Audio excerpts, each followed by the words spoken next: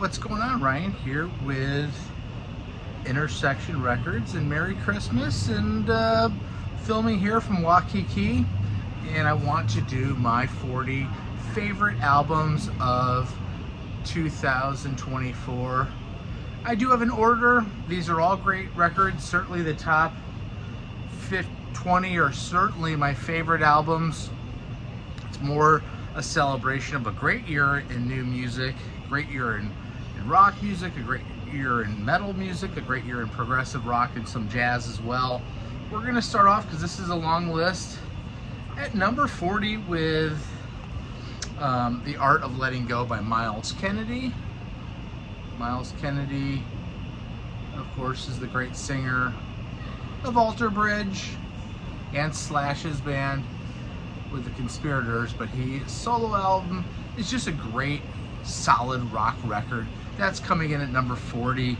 Coming in at 39, we have a band that's new on my radar, and maybe not on other folks, but Fontaines DC, Romance. Great pop record. Some rock elements here.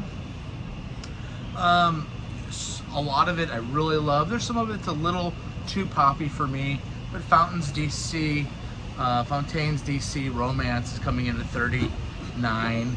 We then have a new band on my radar, British metal greats, Orange Goblin. In this record, science, not fiction.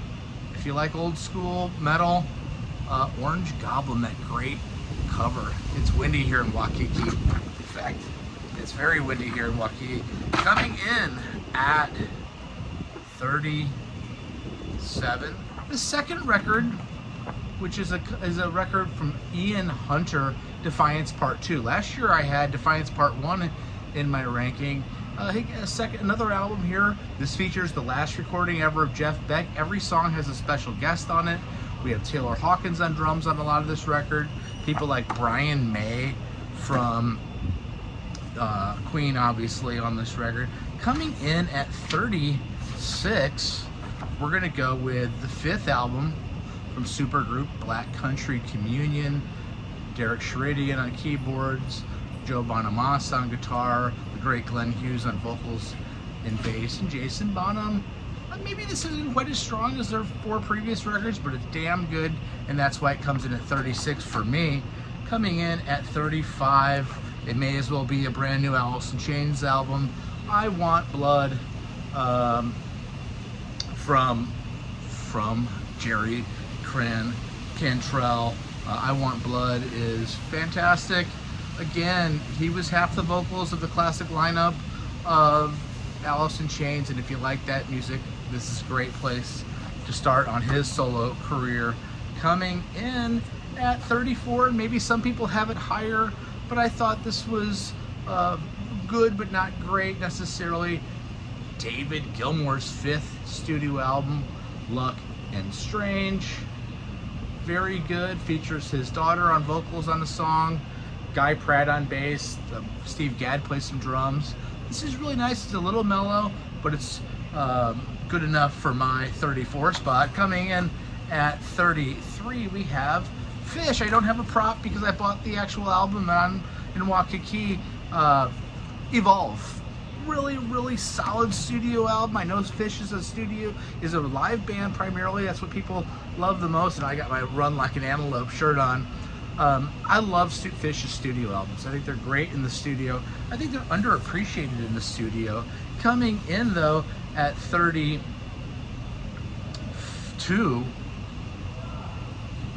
Big Train. David Longdon has passed away, unfortunately. They have a new singer. These guys are fantastic. The Likes of Us. This is a really good record. It's great to see that they're still together after losing to David Longdon, one of the great progressive rock vocalists of all time. But we're doing great here with Claire Lindley on vocals taking over. And we still have people like Nick DiVirgilio on drums. Really good record. Coming in at number 31. 91-year-old legend, The Border by Willie Nelson. This has some guests on it as well. The song The Border, written by Rodney Crowell and Alan Shablin's great. Songs like Made for Texas. Really cool record. Check out The Border from Willie Nelson, coming in at 31. Coming in at 30, Sturgill Simpson's newest record, Under Johnny Blue Skies, right? Getting some wind again. Passage des Jours. Awesome record. This could be ranked higher. You know, we're now getting into some just great stuff. And again, we're getting nitpicky. Check out the new Sturgill Simpson album, coming in at 29. I'm gonna, Widespread Panic put out 2 records in 2024. I'm gonna couple them together. They're both 25-minute albums. So we had first the Snake Oil King over the summer in June, featuring great songs like Tacklebox Hero and Little by Little and Cosmic Confidant. And then just last month in November, the companion piece, if you will, Hellbound Queen, which is just fantastic. Songs like Blue Carousel, Trashy. These are all songs, Halloween Face, songs that have been in their live canon for some time. Coming in at 21, you know, Steve Morse, after years, left Deep Purple, and he was replaced by Simon McBride, and Deep Purple has not missed a beat. Equals One is awesome. This could be higher on my list. It's coming in at 28. The new Deep Purple record is just stunningly good. Ian Gillan is still at the top of his game, and I highly recommend that. The Smile put out 2 records in 2024. I'm going to bring Cutouts, okay, the second of the 2 albums. This was released in October of 24. This Smile features Johnny Greenwood on guitar, Tom York on vocals, bass and guitar, keyboards and programming, and then Tom Skinner on bass. I love songs like Zero Sum, Foreign Spies, The Slip, Bodies Laughing. Just fantastic progressive rock from those boys from England. Coming in at 26, Fearless Moment by Kamasi Washington, saxophone great. Songs like Get Lit, The Garden Path, Road to Self, Interstellar Peace. If you like great modern jazz with some programming, some hip-hop elements with it, this is just absolutely infectious and kick butt. Coming in at 25, the Black Keys. You know, I'm not a big Black Keys fan. I saw them several years ago, but I did want to make sure that I checked out Ohio Players, their latest record from April. This blew me away. I love this record. I gave it a 4.5 out of 5 stars. Songs like Beautiful People and Candy and Her Friends, Paper Crown, a lot of fun from Dan Auerbach and Patrick Carney. Really recommend you checking this record out, and that's why it made my number 25. Coming in at 24, Tarantula Heart by the Melvins. This blew me away. Again, pain equals fanning. Great song. Just a fantastic album by the Melvins. Tarantula Heart, a pretty cool cover there. I love that. Coming now in at 23, again a surprise here with a revolver-looking cover. Crowded House, Gravity Stars, back from May of 24. This is one of the most solid records of the year for me. You know, there's 11 tracks, 9 of them I remarked as noteworthy. Songs like The Howl, Magic Piano, Blurry Grass. Of course, we still have Neil Finn on lead vocals.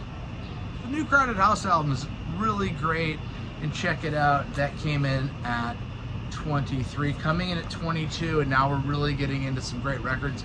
Steve Hackett's most recent album. Steve Hackett was the guitar player in Genesis during their glory years in the 70s. His 30th solo album, which is crazy. Songs like Taking You Down, Found and Lost, Ghost Moon and Living Loud. This is a fantastic album. If you like great progressive rock, it's got people like, again, Nick DiVirgilio on drums, and Jonas Reingold, Roger King on keyboards. Steve Hackett's one of the great guitar players and one of the great writers, composers of our times. Steve Hackett comes in there at 22. Coming in at 21, the latest and the 13th album from Smashing Pumpkins, Agori Mori May. This came out in August. This is better than the previous album that came out. It's much tougher. Songs like Pentagrams and Eden and Sakaris. I love this record so much. Billy Corrigan, Jimmy Chamberlin, James Iha. Check out that record. Certainly one of the best of 24. Coming in at 20, Pearl Jam. Again, similar to Black Keys. You know, I haven't kept up with Pearl Jam's records necessarily as much over the years, but this Dark Matter record really was awesome. You know, a 4 1/4 or 4.5 out of 5 stars. Songs like Sacred of Fear, Wreckage, Running, Setting Sun, great from that classic band out of Seattle. Coming in at number 19, a newer guy on my list. In fact, this one got away from me. MJ Lenderman, Joker Lips, Wristwatch, She's Leaving You, Bark at the Moon. This guy is from the Carolinas. He's only 25 years old. He's a singer-songwriter. Reminds me of a Jeff Tweedy. A little bit of Neil Young in there, a little bit of Drive-By Truckers in there. Very, very good. Coming in at 18, the most recent studio album by Al Di Meola. This is called 24, and it's just a beautiful piece of art. And you can see that beautiful cover there. Fandango, Paradox of Puppets. You know, this is an instrumental jazz album, guitar album, but with some congas and some electric and acoustic. It's fantastic. Some great playing by other people on that record as well. Coming now in at number 17, we have the latest from Saxon, and it's called Hellfire Damnation. Again, new wave of British heavy metal legend Saxon. Never disappoint. They're still putting great albums. This came out in January. You know, Paul Quinn, Bifford, of course, on vocals still. The song 1066 is so good. Supercharger. Paul Quinn has left the band, but you still got Biff there, and Nigel, Nibs, and Doug. Just so good, so good, so good. Brian Tatler. Check out number 16, and that's the newest from the prolific band King Gizzard and the Lizard Wizard. This is Flight B741. Punchy, garagey, retro. Songs like Mirage City and Antarctica. You know, these guys genre jump. Their next album's going to be a classical album, I understand. This is kind of a retro, kind of garagey thing. I love this whole record. Sad Pilot, another great song. Now we're getting into the top 15. Like I said earlier, Cutouts made my list from The Smile. Well, their first album of 2024 is even better, and it's called Wall of Eyes. This came out in January. It was recorded at the legendary Abbey Road Studios. Songs like Under Our Pillows, Bending Headache, Read the Room, Under Our Pillows, Johnny, Tom, and Tom Skinner. That trio is magical if you like progressive rock. Coming in at 14, Million Voices Whisper by the great Warren Haynes. I've been a Government Mule fan since the beginning. I'm a huge Allman Brothers fan. I love some of his solo stuff. This surprised me and how consistently good for an hour and 9 minute long album. really kind of blown away. There's 2 songs that feature Derek Trucks, including the last one, Hall of Future Saints. Really, really cool. Real Love also. Jamie Johnson's on this album also. Check out Million Voices Whisper, coming in at 13.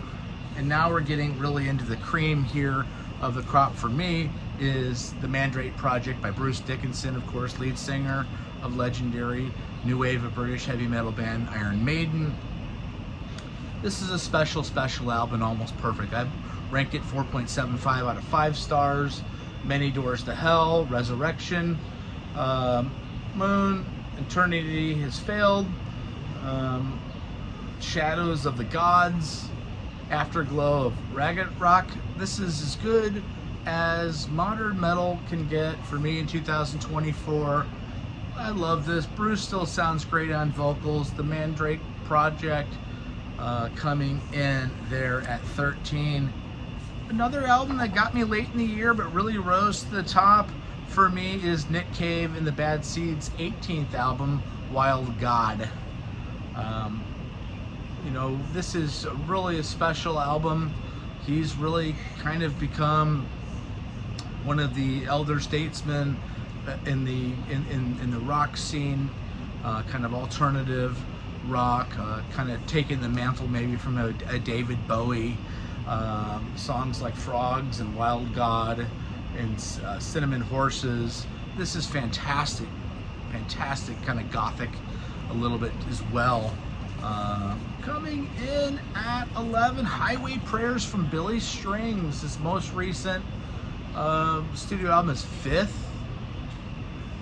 First since Renewal from 2021, which is incredible. Billy Strings is bluegrass, and he's 31 years old. This is an excellent record. Songs like Escabana, which is an instrumental, Gilda Lily, 7 Weeks in County, In the Beginning of the End. This is just fun.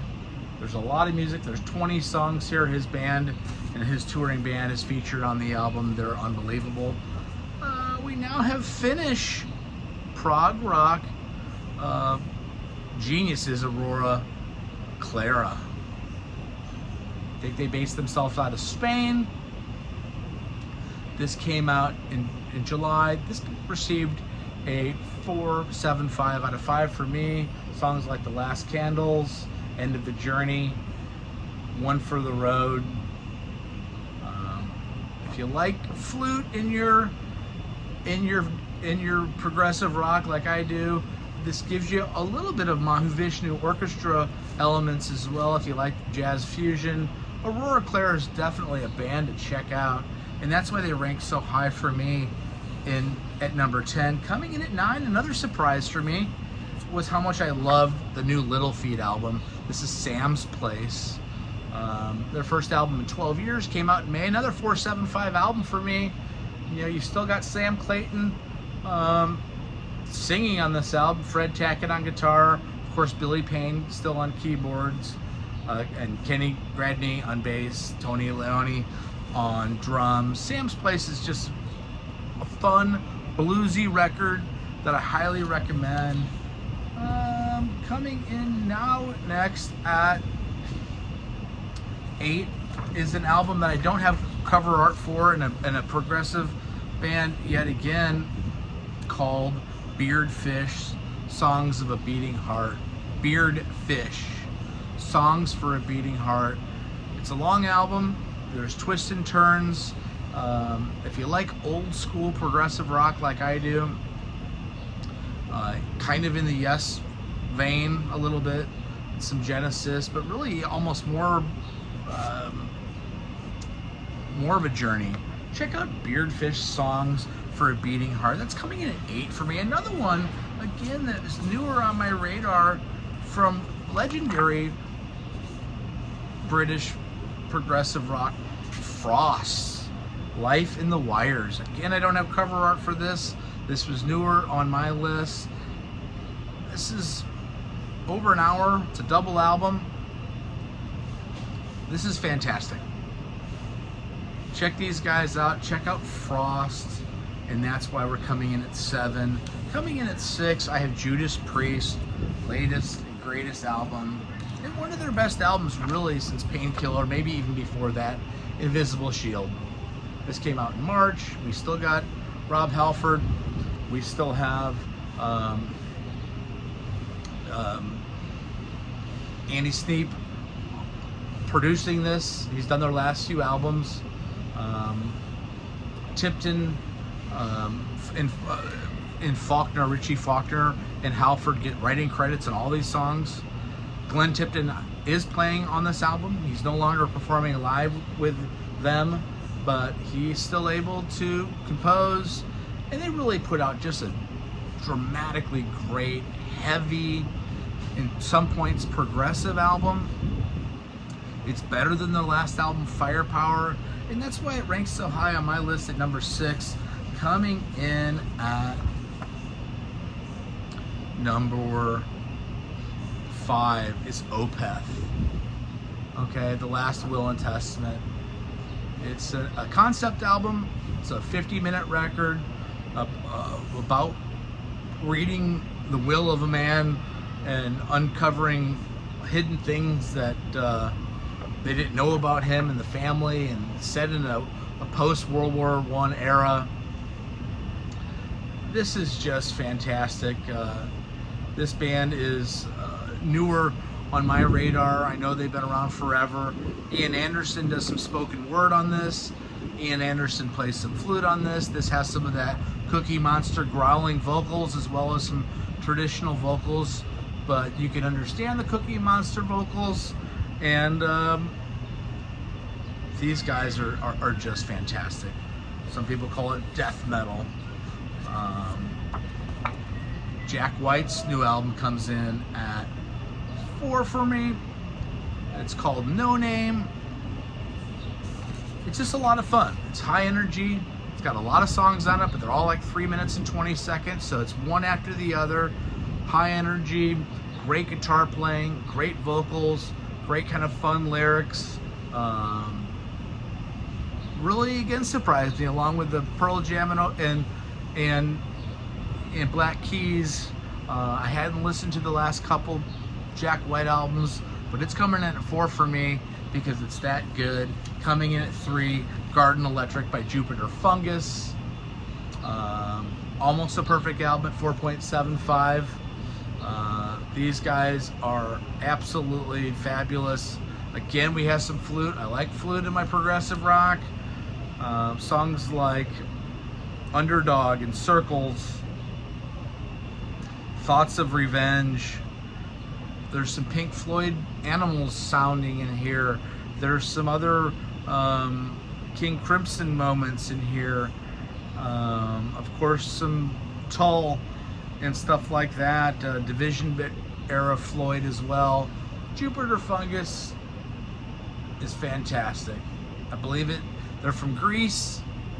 I do believe this is their debut record. I could be wrong on that, and I hope I'm not. But this is psych rock, progressive rock, from Athens, Greece. Fantastic. Coming in at 2, legendary, rest in peace, piano player Chick Corea's new record, and his 3rd release, I believe, with Bela Fleck, and this is called Remembrance. I love this record. Again, Chick died in 2021, and he had done 2 previous albums. One, I believe, that won a Grammy with Bela Fleck. I think this is the best one of the bunch, with Lucky Bounce, Remembrance, Juno, Small Potatoes, intense and beautiful. If you like the combination of banjo and piano, which I do, this is just as good as it gets, and that's why it comes in at number 2. In my last album, Do We Know It's Next? If you know my channel, you know I love Yes, and you know that True is going to come in from John Anderson and the Band Geeks. I've seen them live twice now. I was so excited when I found out earlier this year that they were going to put this album out. This finally did come out, I believe, in July. And not only did it meet expectations, but it exceeded expectations. It's one of the best albums. It's my favorite album of the year. I can listen to this over and over again. Songs like True Messenger, which harken back to some 80s style Yes. But really what I love most about Yes is their 70s era, and Richie Castellano and Andy Graziano on guitar. Richie plays bass guitar and keys on this. Robert Kipp is on Hammond. Andy Assalis on drums. Chris Clark on keyboards. Anne-Marie Nassasio on additional vocals. This is like the lost Yes album that you would love, and it's my favorite album and what I consider the best album for me of 2024. Thanks for a great year at Intersection Records. I love doing these videos. I hope you like watching them as much as I do. And shout out to all the contributors that have done shows, like Derek Morton, who's done multiple shows for me this year, and others. And I really appreciate that. And I know I'm missing some people that have done some shows. People like Aaron Walbrandt and Brad Baraka and Ben Whithelm, and my bandmates who helped me get inspired to put videos and content out. So Merry Christmas, peace out, have a great new year, see you later.